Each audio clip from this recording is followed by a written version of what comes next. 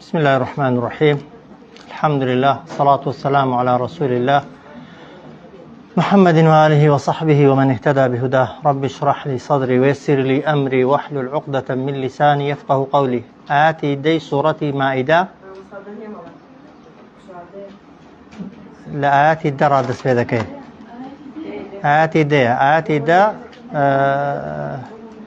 آتي دي سورة مائدة كتواكري آتكي بيشوية لآتي النودة أخوي قورا فرموي وعد الله الذين آمنوا وعملوا الصالحات لهم مغفرة وأجر عظيم. بلين داو أخوي قورا بوانيك إيمان دارنو كارو كردوي شاكدكن كا بيان ببخشي لو خوشبون وهروها پاداشتشي قورا هدي أوانيك إيمان دارنين وعمل صالح ناكن. والذين كفروا أوانيك بباور بون لدنيا دا بخواو بقيامة بدواروش وكذبوا بآياتنا وبدرويان زاني وبلغو نشانكاني إيما أولئك أصحاب الجحيم أوانش هاوري آقري بليس داري دوزخن. والذين كفروا أوانيك بباور بون لدنيا دا وكذبوا بآياتنا وهروها بدرويان زانيون بلغو نشانكاني إيما أولئك أوانا أصحاب الجحيم هاوري آقري دوزخن. كمعلومة طبعا كافر شيء أو كسيك إيماني بركنك لركنكاني إيمان نبت يان آياتي خواي قورا يان يكيك لباكا باسرشكان كبا قرآن يا بحديثي پیغمبر صلى الله عليه وسلم إثبات بو بإنكاري بكا أو كافرة وهروها بدروزانيني آياتكاني خواي قوراش هي بزمان طبعا دلت فلان آياتا راس نيو رخني ليدقري وهاشا بزمان هيز نالي بلام لدلو قناعتي بينيا لدلو باوري بينيا أو هر بدروزانينا بۆ هەر کەسێک لە دنیادا بێ باوەڕ بێت و نیشانەکانی ئێمە خوا دەفەرمێ بە درۆ بزانێ گومانی تێدانی کە ئەوە هاوڕێی دۆزەخە و مانەوەشی لە دۆزەخدا مادام بە کافری مردووە و تۆبەی نەکردووە هەمیشەیی و هەتاییە. ئەو جار خوا دەفەرمێت یا ئەیها الذین ئامنوا یا ئەیها الذین ئامنوا ئەی ئەوانەی کە خۆتان بە باوەڕدار دەزانن اذكروا نعمة الله عليكم اذكروا وبالخوتاني بينوا نعمة الله عليكم تاكو نعمتكاني وبخششكاني خوا بسرتانوا كام تاكيا إذ هم قوم كاتك هم يعني نيازيان كر قوم قليك كسك تيريك كسيبكن أي يبسطوا كدريشكن إليكم بولاي إيوة أيديهم دستيان ویستیان دەستی خیانەتکاری دەستی ناپاکی دەستی ئازاردان درێژکەن بۆتان بەڵام خواچی کرد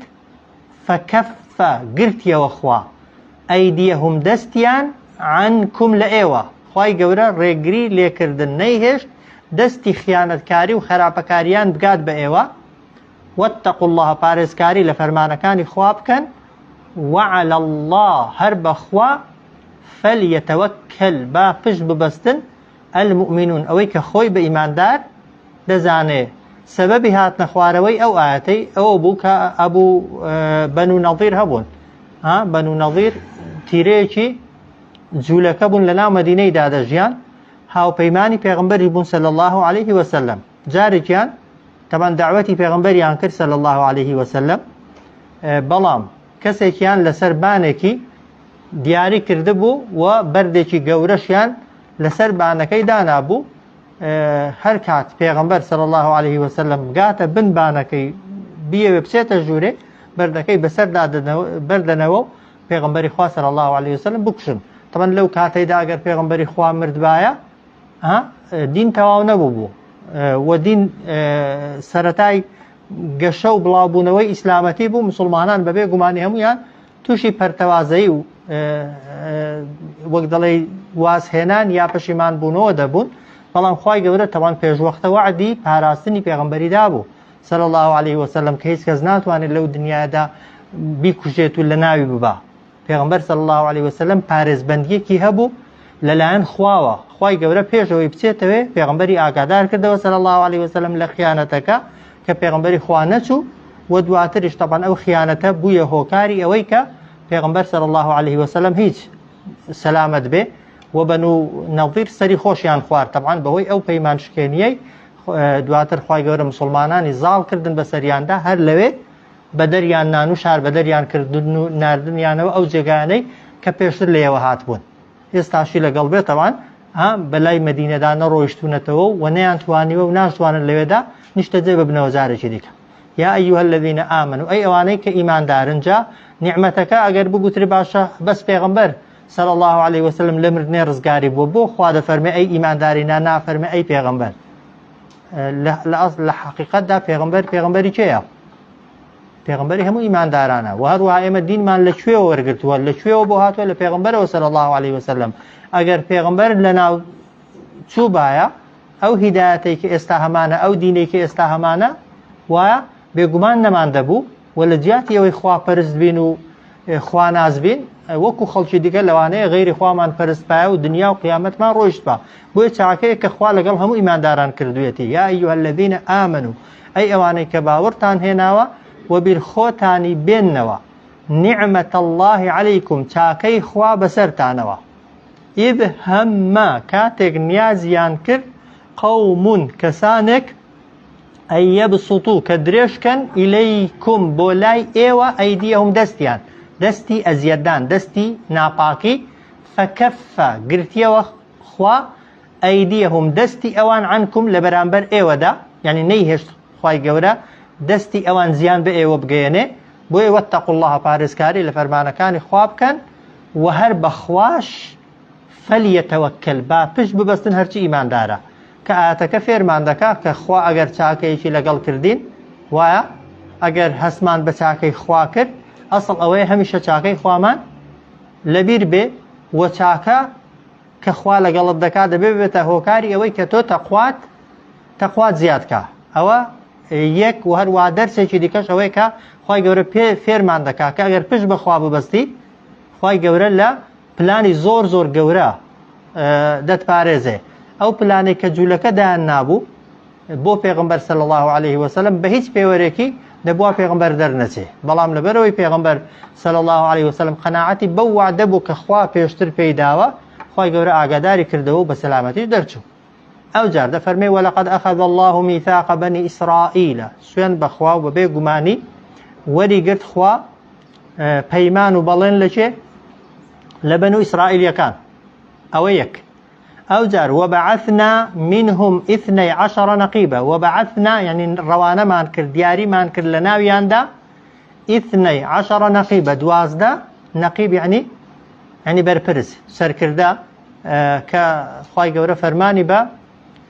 موسا پێغەمبەر کرد عليه الصلاة والسلام کە دوازدە تیرە بوون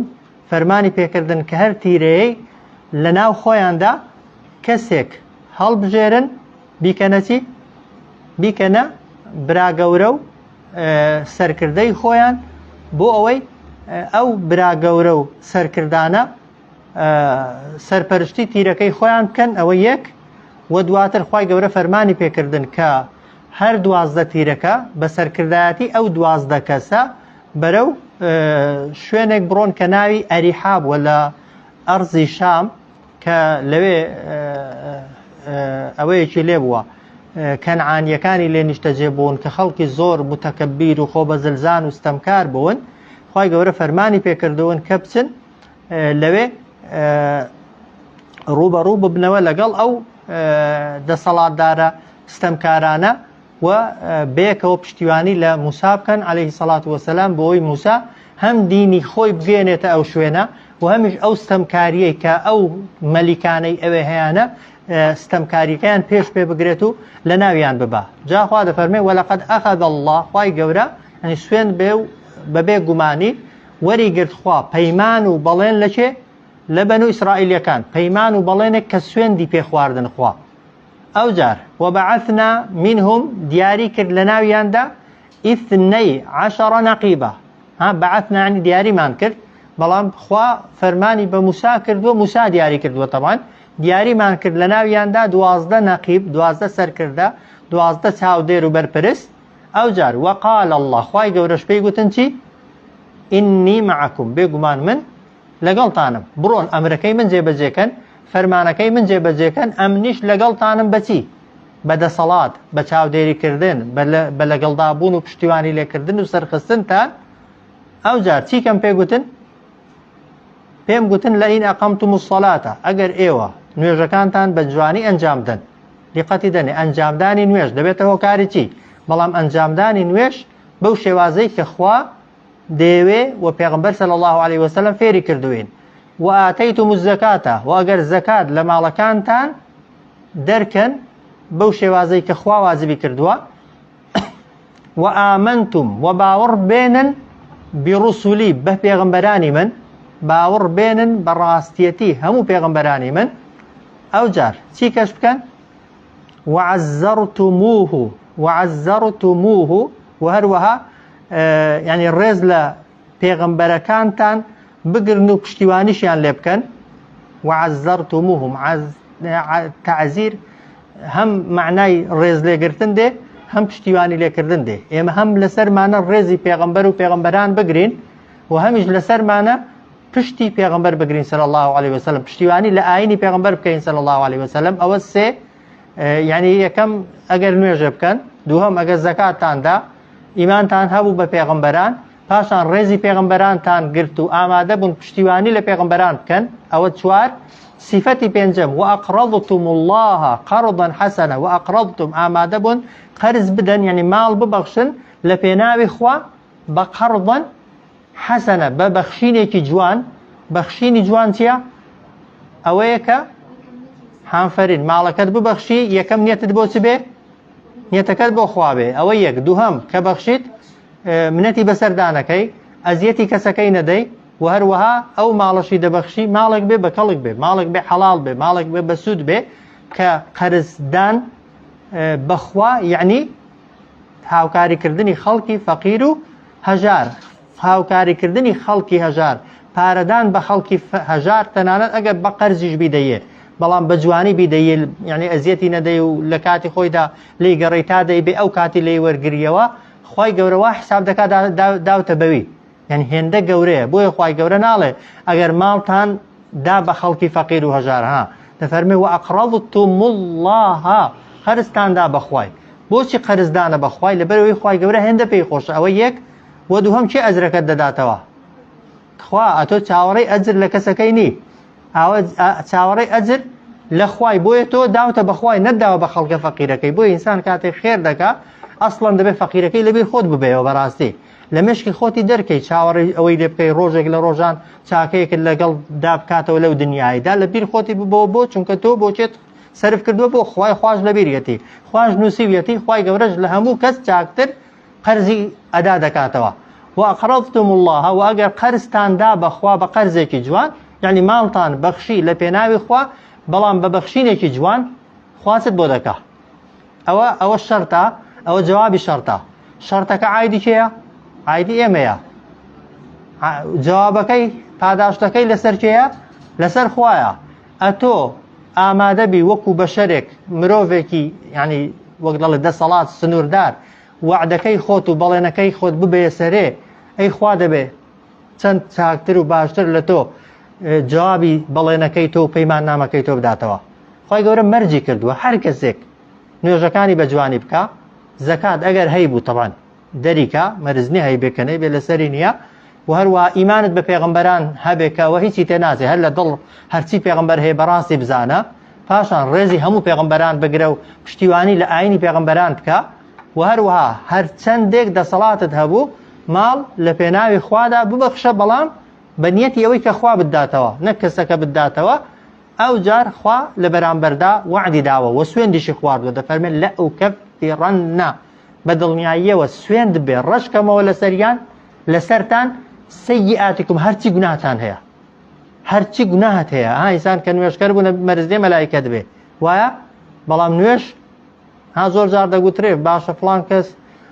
نوێژان دەکا و فڵان گوناهەش دەکا لەگەڵ فڵان کەسی فەرقی چییە کە نوێژان ناکا و وانییە کابرا غیبەتی دەکا و نوێژش دەکا خۆ لای کەمی نوێژەکە هێندێک لە غیبەتەکانی لای کەمی هێندەکانی بۆ دەسڕێتەوە وایە کەسێکی دیکە کافرە بەڵام غیبەتی ناکا چۆن دەکرێت بەراوردیان کەی نا ئینسان نابێتە مەلایکەت بۆیە خوا دەفەرمێ ئەگەر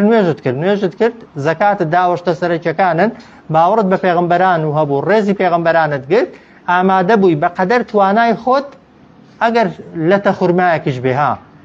بیبەخشی بەڵام لە پێناوی خوادا بێ خوای گەورە سوێندی خواردە دەفەرمێ ڕەش دەکەمەوە لە سەرتان هەرچی گوناهتان هەیە کە سەیئات جاری کەس باسم کردووە یعنی گوناها گچکەکان ها گوناها گەورەکان پێویستیان بە تەوبەی سەر بەخۆ هەیە و ئەگەر گوناهەکە پەیوەندی بە خەڵکیەوە هەبێ پێویستی بەوە هەیە کەسەکەی ڕازیکەی و حەقی بدەیەوە وەلەئودخیلەنەکم وە سوێند بێ دەتان خەمە ناو جەناتین چەندان باخ کە تەجری دەڕوا من تحتها الأنهار بەژێریاندا چەندان ڕووبار بەڵام ئەوە مژدە وایە بەڵام فەمەن کەفەڕە هەر کەسێکیش بێ باوەڕ بێ بعد ذلك دوای ئەو ڕاستیە دوای ئەو پەیمان نامەیە منکم لە ئێوە فقد ضل بێگومان ئەو کەسە ونی کردووە لای داوە لە چی لە سەواء السەبیل لە ڕاستە ڕێگا لە ڕێگای ڕاست واضحە ولقد أخذ الله سوێن بەخوا وەریگرت خوا میثاق بني إسرائيل پەیمان نامە لە بەنو ئیسرائیلەکان وبعثنا منهم ڕەوانەمان کرد و دیاریمان کرد لە ناویاندا ئیثنەی عەشەڕە نەقیبە دوازدە چاودێر و سەرکردە وقال الله خوای گەورەش پێی گوتن ئینی معکم یعنی بڕۆن شەڕکەن لەگەڵیان ئەمنیش لەگەڵتاندام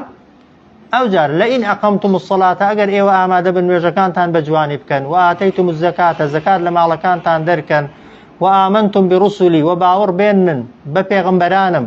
وعزەرتموهم بۆ ڕێزی پێغەمبەران بگرن و پشتیوانیان لێ بکەن و ئەقرەضتم الله ببەخشن ماڵتان لە پێناوی خوا بە قەرضەن حەسەنە بەبەخشینێکی جوان لەئوکەفرەن عنکم سوێند بێ ڕەشکەمەوە لەسەرتان سەیئاتیکم هەموو گوناهەکانتان لای کەمی گوناها بچووکەکانتان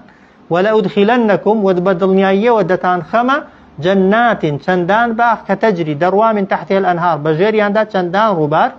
فمن كفر هر کەسێک بێ باوەڕ بێ بعد ذلك دوای ئەوە منکم لە ئێوە فقد ضل بێگومان ئەو کەسە ونی کردووە سەواء السەبیل ڕاستە ڕێگای ڕاست بەڵام ئایا بەنو ئیسرائیلیەکان پەیمانەکەی جان جێبەجێ کرد یا جێبەجێیان نەکرد بێگومان جێبەجێیان نەکرد بەس ئەو ئاەتە بەڵێ باسی ئەوانەها بەڵام حکومەکەی بۆ ئێمەیە ئێستا هەر کەسێک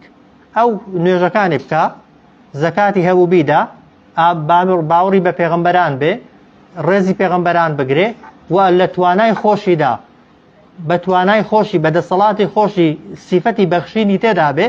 بە تایبەتی کە زەکات نەبێ نیسبەکەی دیار نییە ڕێژەکەی دیار نییە هەر چەندێک دڵ لێ دەبێتەوە و تەوان بۆت دەکرێت خوای گەورە سوێندی خواردووە و سوێندەکە بۆ من و تۆشە خوای گەورە وعدی داوە گوناهەکان جا ئەگەر گوناهی بچووکیش بن خۆ ئینسان بە گوناها بچووکەکان دەفەوتێ ها گوناهی کەبائیر ئینسان لەوانەیە تۆزێک ئیمانی هەبێ بتوانێت خۆیان لێ پارێزێ وایە بەڵام گوناهی بچووک هێندە زۆرن هێندە کەڵەکە دەبن ئەگەر بەو شتانە نەبێ زەحمەت ڕۆژ دەبنەوە ها خاوێن دەبنەوە خوا گوناهت سوێندی خواردووە لەسەر ڕەش کاتەوە ئەوجار بتخاتە باخێک و بەهەشتانێک کە ئەوە سیفەتەکانیەتی بەڵام خوا دەفەرمێ فەبیما نەقضیهم بەهۆی ئەوەی کە هەڵیان وەشاندەوە میثاقهم ئەو پەیمانەی کە دابوویان چمان لێکردن لعناهم نەفرینمان لێکردن طبعا هەر کەسێک پەیمان بەخوا بدا و پەیمانەکەی خۆی نەباتە سەرێ شایستەی لعنەتە شایستەی نەفرینە و شایستەی ئەوەیە خوای گەورە لە ڕەحمەتی خۆی دووری خاتەوە چونکە وعد شکێنی سیفەتی ئینسانی ئیماندار نییە ئەوجار وەجعلنا جێڕامان قلوبهم دڵەکانیان بەچی بە قاسیە بە دڵێکی ڕق بۆ معلوماتان ئەوە جۆرێکی دیکەیە لە عقوبە ئینسان کە دڵی ڕق بوو دڵ دوای لێ هات ئاەتت خوێندەوە حەدیثت بۆ خوێندرایەوە قورئانت خوێند زیکرت کرد تەسبیحاتت کرد تەهلیلت کرد هیچ دڵت نەگۆڕا هیچ دڵت خۆش نەبوو هیچ جوڵەیەکی تێ نەکەوت بزانە خوا عقوبەی داوی خوا سزای داوی ئەوە گەورەترین عقوبەیە هان لەگەڵ لعنەتی باسی کردووە خوا بەهۆی ئەوەی کە هەڵیان وەشاندەوە ئەو پەیمان نامەی کە دابوویان خوای گەورە لعنەتی لێکردن و هەروەها دڵەکانیشی ڕق کرد ئەوجا چیان لێ دەهات چیان دەکرد يحرفون الكلمة عن مواضعه يحرفون دەیان گۆڕین کەلیم وشە و قسەکانی خوا لە جێگای خۆی زۆر جار کەلیمەی خوایان کە لە تەوراتدا بۆیان هاتبوو پێش و پاشیان پێدەکرد لە نازم يوان بيدل إلا صفر النازم سنة لزياتي آتي ليك شيء دام بردا یەکێکی دیکە لە سوورەتێکی دیکە بۆ سوورەتێکی دیکەیان دەبێت هەندێک جار حرفی کەلیمەکانیان دەستکاری دەکردن حرفەکان پیتەکان هاوەکو ئەوەی مەسەلەن کەلیخوا پێ دەگوتن کە چوونە ناو قودس بڵێن حیطەتون ئەوان حینتەتون یەک نونیان بۆ زیاد دەکرد خوای گەورە پێی دەگوتن بڵێن ڕاعینا ئەوان ڕاعی زمانیان لار دەکردەوە دەگەی ژنە پێغەمبەر صلی الله عليه وسلم لە زیاتر بڵێن ئەسسەلام عەلەیکە دەیان ئەسسام عەلەیکە چەندان گۆڕانکاری دیکەیان لە کەلیمە و بڕیارەکانی خوادا کردبوو ئەوە جۆرێکی دیکە بوو لە نەتیجەی پەیمانشکاندنەکەیان ئەو جار وەنەسوو لە بیریشیان چوویەوە لە بیر خۆشیان بردەوە حەظەن بەشێکی زۆر میما لەوەی ذوکیڕ بووی ئەوان ئامۆژگاری پێکرابوون و وەکو فەرمان بۆیان هاتبوو جا خوا دەفەرمێت وەلا تەزالوا بەردەوام تەطەلیع تۆ ئاگادار دەبی عەلا خائینەتین منهم لەسەر ناپاکیەک کە لەلایەن جوولەکەکانەوە لەگەڵت دەکرێت بەردەوام هەتا قیامەت دادێ چاوەڕێی ئەوە مەبە جوولەکە خاوەنی پەیماننامە و بەڵێننامە بن بە چاوی سەری خۆمان بینیمان ئەو مانگانەی پێشوو وعدیاندا بەڵێننامەیان ئیمزا کرد هەرچی وەک دەڵێ ڕێکخراوی نەتەوە یەکگرتووەکان و شتی نێودەوڵەتی هەیە چاودێری بوون بەڵام جوولەکە لە پێشچاوی هەر هەموو دنیای تەمان پەیمانشکێنی وعدشکێنیان کرد إلا قليلا منهم تەنها کەمێک لە ناو جوولەکەکاندا دەگونجێ پەیمانشکێن نەبن بەڵام خوا دەفەرمێ فاعفو عنهم چاوپۆشیان لێ بکە چاوپۆشی لێکردن یعنی نا عقوبەیان مەدە و سزایان مەدە یعنی جارێ لە ناو مەدینەیدا مەجالێکیان پێ بدە و مۆڵەتێکیان پێ بدە وەصفح سینە و دڵی خۆشت خاوێنکەوە یعنی خەفەتی لێمەخۆ دەنا پلان و نەخشەی جوولەکان هێندە پیسە و بۆگەنە هیچ کار ناکرێت ئینسانی ئیماندار لە بەرامبەریاندا لە خۆی ئەمین بێت و دەست لە خۆی بکاتەوە یان وەکو ئەوەی ئێمە خەڵکی زۆر بەتایبەتی دوور لە دین و ئەوەی کە هەستێکی ئەوەی هەیە پێی وایە ئەگەر ئیسرائیل و نازانم چێ پشتگیری بکە و دیفاعی لێ بکە لەبەر خاتری نەتەوە و میلەتی تۆ دڵی خۆتی پێخۆشکەی ئەگەر مسلمان بی بە هیچ شێوەیەکی بۆ دنیا دڵی خۆت بە جوولەکەی خۆشکەی چونکە تۆ تا مسلمان بی جوولەکە پشت ناگرێت ئەگەر وازش لە دیهری خۆت هێنا بوویە بەچکە جوولەکە و بەکرێکی گیراوی جوولەکەی ئەو کاتە جوولەکە بە هەر دەوڵەتت بۆ دروستکە بە هەر حکومەتت بۆ دروستکە بە هەر پشتگیریت کە کە ناشیکا طبعا إن الله يحب المحسنين بێگومان خوای گەورە خۆشی دەون ئەوانەی کە چاکەکارن فبما نقضهم بەهۆی ئەوەی کە هەڵیان وەشا بەهۆی هەڵوەشاندنەوەیان بۆچی بۆ میثاقهم بۆ ئەو پەیماننامە و بەڵێننامەی کە دابوویان لعناهم نەفرینمان لێکردن وجعلنا جێرامان قلوبهم دڵەکانیان بە قاسیە بە دڵی ڕق چۆنە ئەوەی وەکو گوتم لە بەرامبەر ئاەت و حەدیث و فەرمودەدا هیچ جوڵەیەکی تێنەکەوێ يحرفون الكلمة دەگۆڕن کەلیمە و قسە و وشەکانی خوا عن مواضعه لە شوێنی خۆی ونەسوو لەبیر خۆشیان بردەوە حەظەن بەشێکی زۆر مما ذكروا به لەوەی کە ئامۆژگاری پێکرابوون ولا تزالوا بەردەوام يعني هەتا قیامەت دادێ تەطەلیع تۆ ئاگادار دەبیەوە على خائینەت لەسەر کۆمەڵێک ناپاکی منهم کە لەلایەن ئەوانەوە لەگەڵت دەکرێن یعنی هەر جاری یەکەم نیە ناپاکیان لەگەڵ کردووی و خیانەتیان لەگەڵ کردووی ویستویانە بتکوژن هەتا جوولەکە هەبێ و دنیا هەبێ جوولەکە خیانەتکارە و ناپاکی لەگەڵ ئیمانداران دەکا إلا قليلا منهم تەنها کەمێکیان نەبێ بەڵام خوا دەفەرمێ فاعفو عنهم یعنی چاوپۆشیان لێ بکە و جارێ سزایان مەدە یان ئەتۆ لەیان گەڕێ و سزادانەکەیان عایدی تۆ نییە وەصفح سینە و دڵی خۆشت خاوێنکەوە إن الله يحب المحسنين بێگومان خوای گەورە خۆشی دەون ئەوانەی محسینن چاکەکار چێن ئەو کەسانن کە محسین تەوان بەرزترین پلەی دینداریە ئەوەیە ئینسان بگاتە مەرتەبەیەک کە خەڵکت لەکن بێ و یا لەکن نەبێ لە عیبادەتکردن و هەروەها لە گوناهکردندا یەکسان بی خەڵک چاوی لێت بێ یا چاوی لێت نەبێ ئەو عیبادەتەی دەیکەی هەروەکو خۆت بیکەی تەنها پێت وابێ خوا دەتبینێ و تەواو وە گوناهێکت کە دێدە پێشێ خەڵک بیبینێ یا نەیبینێ چاوی لێت بێ یا چاوی لێت نەبێ لە ترسی خوا ئامادە بێ وازی دەبینی دەبی بە محسین کە بووی بە محسینیش خوا خۆشی دەوێ و خوا لەگەڵتدایە صلى الله على سيدنا محمد وعلى آله وصحبه